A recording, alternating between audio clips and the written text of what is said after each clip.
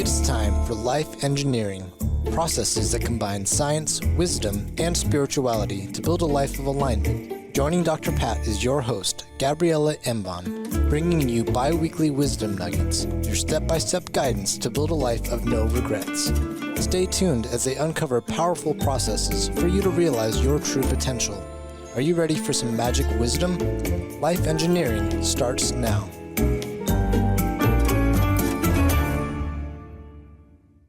Hello, Dr. Pat, and to our listeners, how are you? Awesome. I'm so excited for today. You know what we're going to be talking about today? The power of yes. In one topic we haven't addressed yet in this series of the power of yes, career. Yes. How do we use the power of yes to shape a fulfilling career? So we're going to be talking about the different types of yeses, 7 types of yeses, beautiful number, that we say yes throughout our careers. But before we dive in, let me ask you a question. What's your win for the week? And there's a reason why I'm asking you that.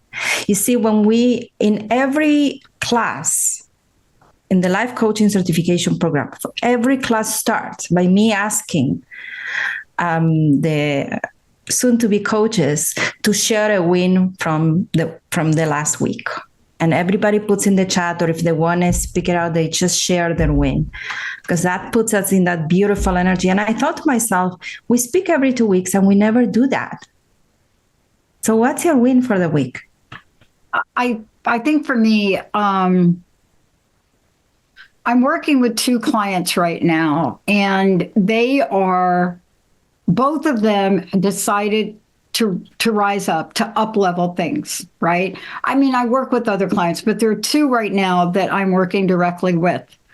And both of them needed new websites, right? Mm-hmm. And people don't know we do this. They don't even know we do this. We don't do it for everybody, Gabriela, but we do it for the people that join our network. And the win this week for me was how great it felt to be of service to them and to tap into my intuition to do that. And, you know, when you look at the results and you see client delight from that, and you know they're going to do great things in the world, and that this is a small piece that I was able to do to help them, that to me is a win. Can I give you another win that isn't about me? Yes. I saw something in these Olympics that I haven't seen in sports in a long time. Not since World War II, Nazi Germany, and really a brave, bold thing a German athlete did for one of our gold medalists. I haven't seen it. But what I've seen this week and the way athletes are honoring each other, it's unprecedented. And the image that I will never get out of my mind is the image of the gymnastics, this amazing woman from Brazil winning the gold on the floor exercises, Simone Biles getting the silver, and Jordan getting the bronze. And both of these 2 silver and bronze medalists bowing down to this Brazilian athlete on the podium stand.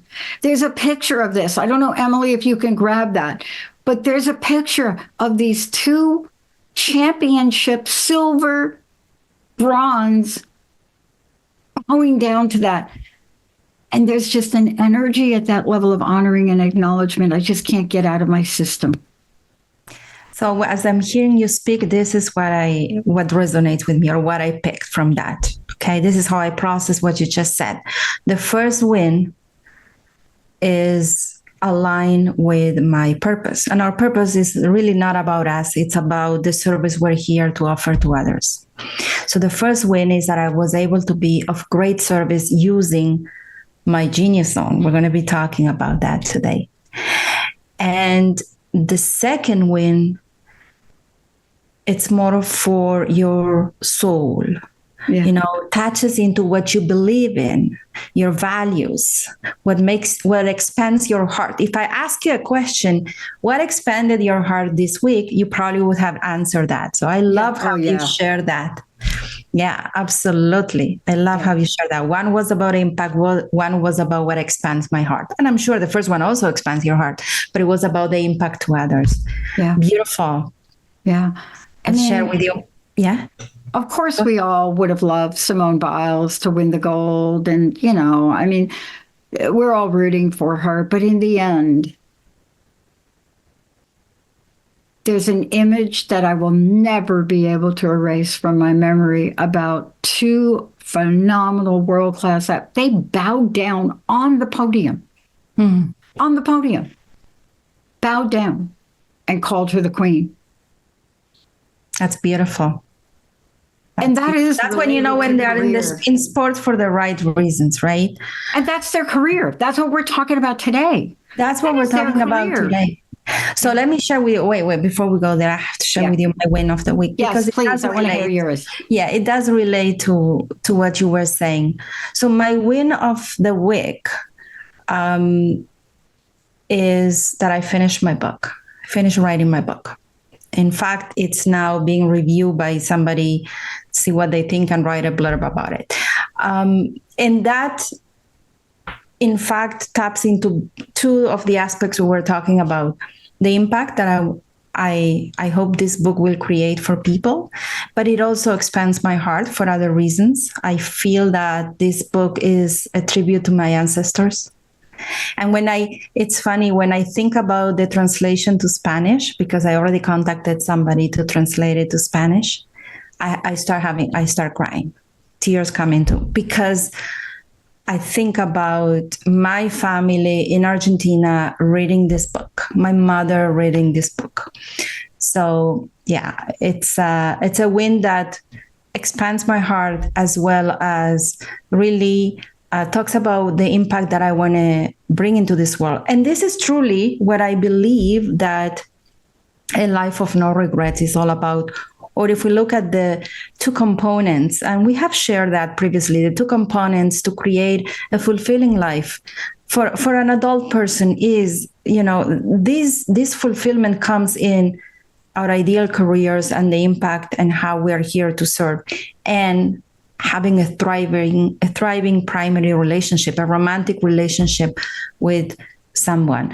And today, in the previous episode, we talked about that romantic relationship and the power of yes within. But today we're going to focus on our career. And these are, by the way, the two aspects that I support my clients with. In my life engineering practice as a coach, that's what I'm committed to do, to guide high achievers to recalibrate, if needed, and master these two aspects of their lives to build legendary careers and legendary relationships. Does it make sense? We all, look, we're in a society where career/work, we all do it. Now, if you're lucky enough that you don't have to do it, that's okay too. But at a very young age, that was part of my family's backbone. I don't come from a wealthy family. So the minute that we could earn money, we were out there earning money. Now, you may not call that a career, but we learned some things, right? I did factory work I don't know if I should share this, but I did factory work at a major factory, a major cigarette factory, at an age that I shouldn't have been able to do it. Why did I get that job? My uncle was the foreman there. But we learned these things. But how do we learn to embrace and accept the career? I got to tell you, I didn't even understand career. I went from homeless to Bell Labs at age 17, pushing a mail cart. Career didn't click in till about 10 years later. That's why we're talking about it today, right? That's what we're talking about. If I think about myself, I started with a career that I'm ending now. I started as a teacher when I was 15, when I had my first private students. I was tutoring. I have 15 students.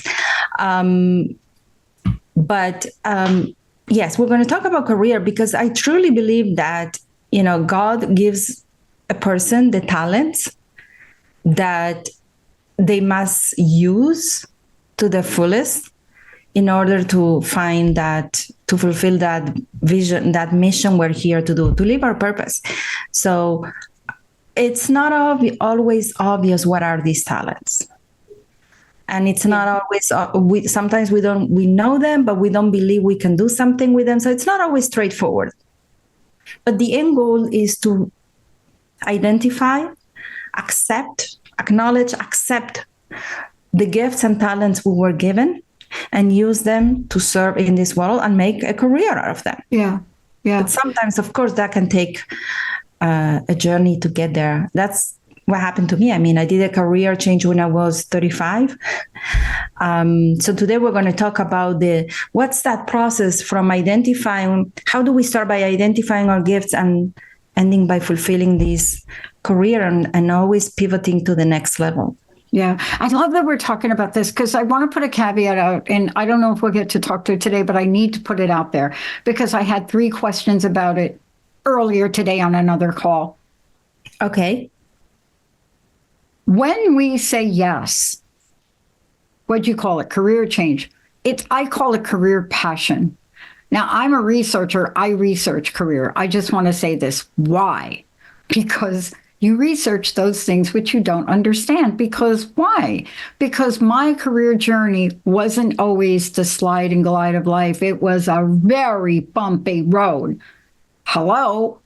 But I am where I am today because of it. And I want to make sure that people understand sometimes you're the windshield and sometimes you're the bug, especially about your career. But it doesn't mean you give up. That's right. And those bumps, I bet they were trampolines that propel you and catapult you to the next level. You had to go through them, right? There's goodness in everything if we are willing to see it. So, yeah. So let's start. I mean, there are 7 yeses. We want to start from the beginning. The first yes is to the belief that we deserve to fulfill ourselves and have a career that we love and enjoy. And that's a big one. Yeah, the belief that work can be passion, that we can be in that situation when we say, I never want to retire. And it's not obvious because that requires sometimes to break family paradigms and ancestral stories of work is hard. So that's the first yes, to even allow ourselves to believe that it's possible for me to have a career that I love and to enjoy going to work.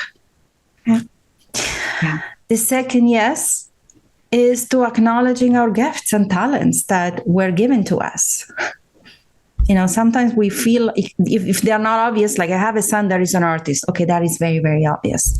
But what if you have a gift for debating or the gift of words and you don't see what you can do with that? So really acknowledge not only the gifts and talents we were given to use, but also the areas in our lives that we find it easy, that we feel like, oh, I was so blessed. This is effortless. Because those are probably the areas you're here to teach others on how to create goodness in those areas. You know, we all have an area that we find that it flows. Well, maybe God is trying to tell you something about that. See, most people look outside and they say, oh, I'm going to do something just to be different than my parents. Or I want to correct my childhood. So because I grew up poor, I want to do something that brings me a lot of money right away. Right? Or because my parents were entrepreneurs and they went bankrupt, there's no way I'm going to be an entrepreneur myself. So most people look outside to define their careers. And sometimes it's looking at what I don't want to do or be different than. And of course, that has nothing to do with the gifts that we were given. Right? Yeah. I mean, what you're saying is that, and this is, I think, one of the hardest things for people, you know, saying yes to our gifts. It is, first of all, it's so hard for people. Do you find this? It's hard for people even to realize they have that talent, they have that gift. Yes, that's the third yes. Say yes to your gifts. Now that you know what they are, right? Embrace them, accept them. Even if you don't know how you're going to use them. Say yes to your gifts and to your dreams.